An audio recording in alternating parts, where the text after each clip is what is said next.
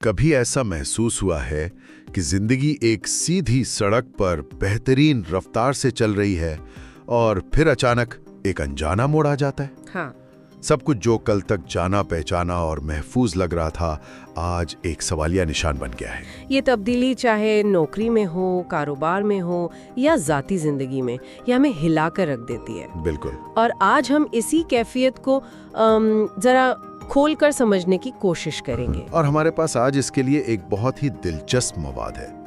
ये किताब कारवां के YouTube चैनल पर मौजूद मशहूर किताब Who Moved My Cheese का खुलासा है। बिल्कुल। हम इस खुलासे को बुनियाद बनाकर ये समझेंगे कि आखिर तब्दीली को कबूल करना हमारे लिए इतना मुश्किल क्यों होता है। बिल्कुल। और ये छोटी सी कहानी हमें अपने बारे में क्या बड़ा सच बताती है। और ये कहानी बज़ाहिर बहुत सादा है।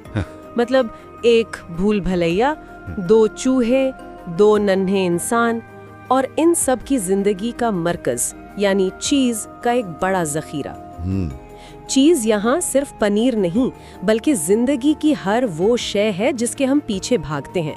कामयाबी, पैसा, सुकून, रिश्ते। सही। तो आइए इस भूल भुलैया के अंदर कदम रखते हैं और देखते हैं कि जब ये चीज गायब होती है तो क्या होता है। यहाँ एक बात समझना बहुत जरूरी है, ये कहानी बच्चों के लिए नहीं है।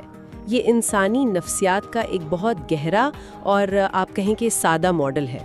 इसके चार किरदार स्निफ, स्करी, हिम और हा दरअसल हम सब के अंदर मौजूद चार मुख्तलिफ आवाजें हैं। अच्छा जी, चार मुख्तलिफ रवैये हैं जो मुश्किल वक्त में उभर कर सामने आते हैं।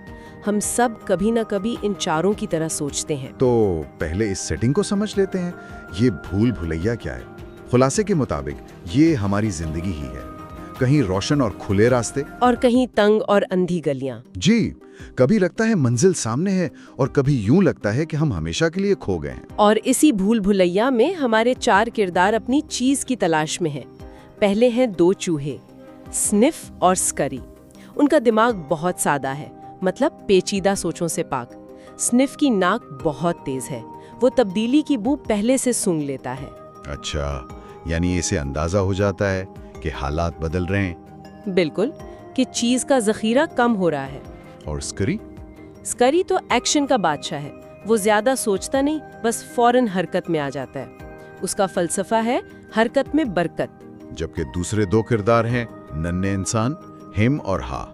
ये सोचते बहुत हैं, उनके पास तज्जिया करने की सलाहियत है, लेकिन साथ ही खौफ, अना और माजी का बोझ भी है।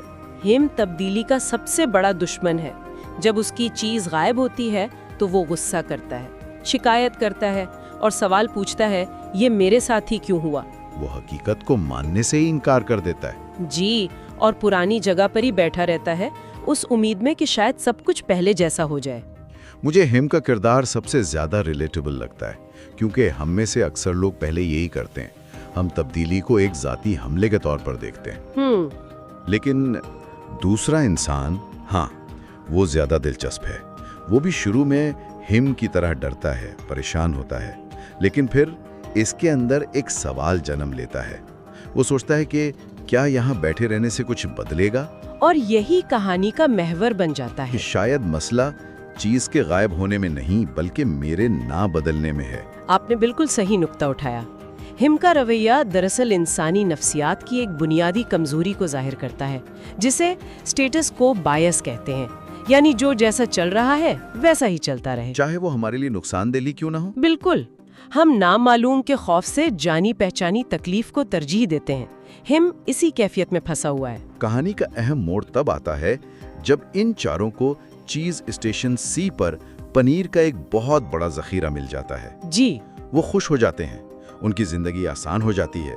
वो रोज सुबह आते हैं, चीज खाते हैं और शाम को घर चले जाते हैं।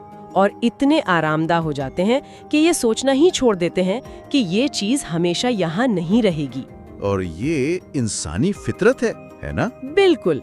जब हमें कामयाबी, पैसा या सुकून मिल जाता है तो हम उसे फॉर ग्रांटेड ले लेते हैं।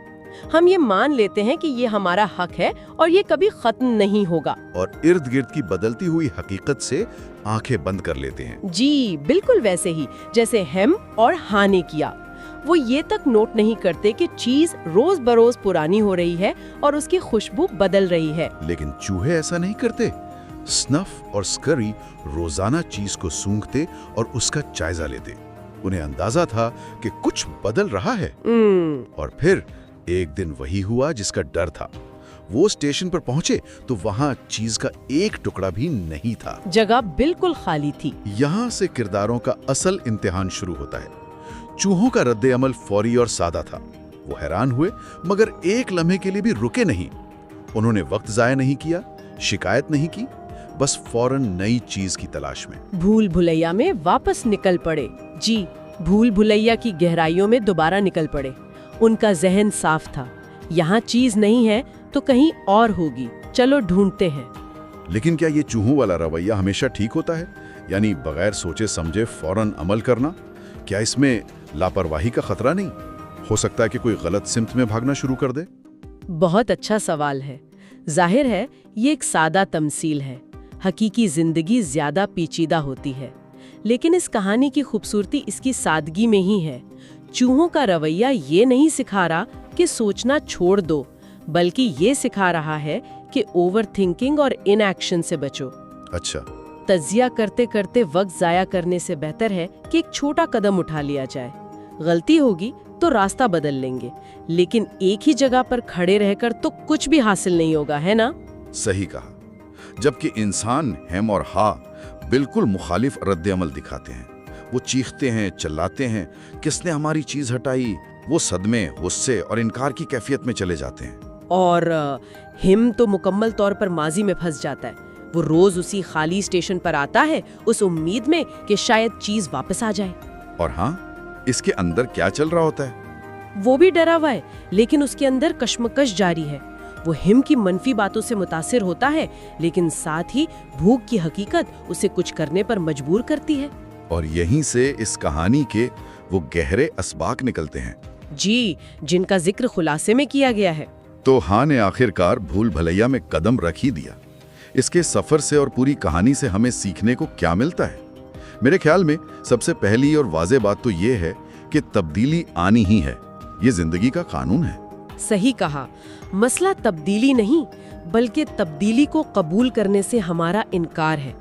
जो लोग इस हकीकत को तस्लीम कर लेते हैं कि दुनिया हमेशा बदलती रहेगी, वो ज़हनी तौर पर ज़्यादा लचकदार और मजबूत होते हैं। वो इसे एक बहरान के तौर पर नहीं देखते। बिल्कुल, वो इसे एक फितरी अमल के तौर पर देखते हैं। जैसे मौसम बदलता है, वैसे ही हालात भी बदलते हैं। और इसी से जुड़ा दूसरा सबक है कि जितनी जल्दी आप पुरानी चीज को छोड़ेंगे, उतनी जल्दी नई चीज मिलेगी। हाँ, को ये समझने में देर लगी। जब तक वो हेम के साथ खाली स्टेशन पर बैठा रहा, वो भूखा और कमजोर होता गया। लेकिन जिस लम्हे उसने पहला कदम उठाया, उसे भूल भुलैया में थोड़ी थोड़ी चीज मिलना शुरू हो गई। ये बिल्कुल ऐसा है जैसे कोई पुराना दुकानदार जो नस्लों से एक ही तरीके से काम कर रहा है, और अब ऑनलाइन स्टोर्स उसकी चीज यानी उसके ग्राहक ले गए हैं। सही। अब वो या तो हिम की तरह किस्मत और जमाने को कोसता रहे, या हा की तरह हिम्मत करके खुद को बदले, चाहे उसे ई कॉमर्स सीखना पड़े या अपनी दुकान को नए जमाने के मुताबिक ढालना पड़े। और जितना वो देर करेगा, उतना ही उसका नुकसान ज्यादा होगा। बिल्कुल। मुझे सबसे ज्यादा दिलचस्प बात ये लगी कि खौफ को कैसे बयान किया गया है। किताब का तीसरा सबक ये है कि हमारी सबसे बड़ी रुकावट हालात नहीं, बल्कि हमारा अपना खौफ है।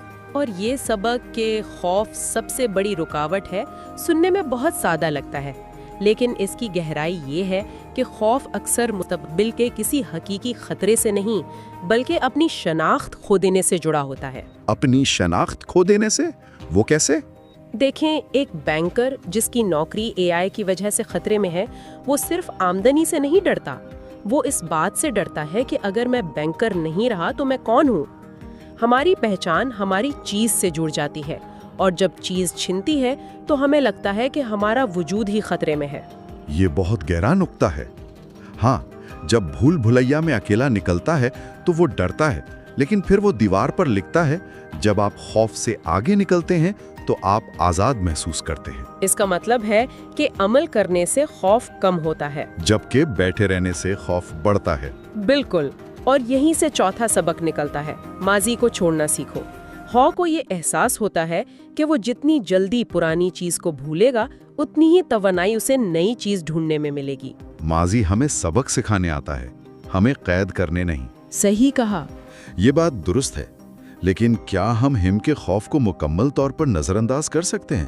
شاید اس کا ڈر بے بنیاد نہ ہو، بلکہ پچھلے برے تجربات پر مبنی ہو۔ شاید اس نے پہلے بھی کوشش کی ہو اور ناکام رہا ہو۔ یہ ایک اہم نقطہ ہے۔